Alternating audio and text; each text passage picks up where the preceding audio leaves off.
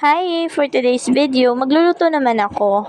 So, pinainit ko lang to malinis na kawali at pagkatapos nilagyan ko na ng mantika. Use oil na nga yung ginamit ko dyan kasi pinagprituhan lang naman yun ng chicken. Tapos nakaredy na itong aking mga kakailanganin. Chicken curry nga lulutuin ko without curry powder. I'm just gonna use this turmeric or luyang dilaw. So, fresh na luyang dilaw nga ang aking ginamit.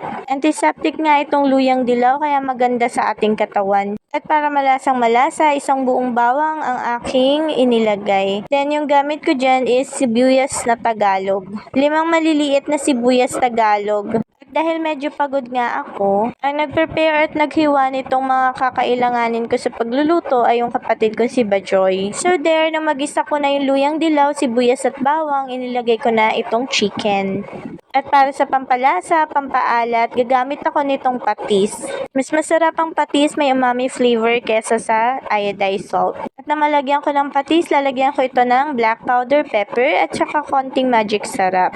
And then, hinalo ko lang yan at sinangkot siya, tapos tatakpan ko hanggang sa maluto yung chicken. So, maya-maya nga, ayan, hinalo ko ulit siya at kitang-kita nyo naman, diba? Dilaw na dilaw. At dahil luto na nga yung chicken, inilagay ko na itong carrots at patatas. May sinama din ako ditong 3 marble potatoes. And then, nilagay ko na itong gata. As usual, Coco Mama fresh gata yung gamit ko. Isang pack lang, tapos nilagyan ko lang ng tubig yung pack para masaid ko yung gata.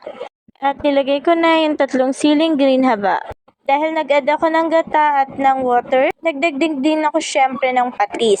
Wala nga akong bell pepper kasi tumutubo pa lang yung bell peppers ko. Char, nalimutan ni Mr. bumili.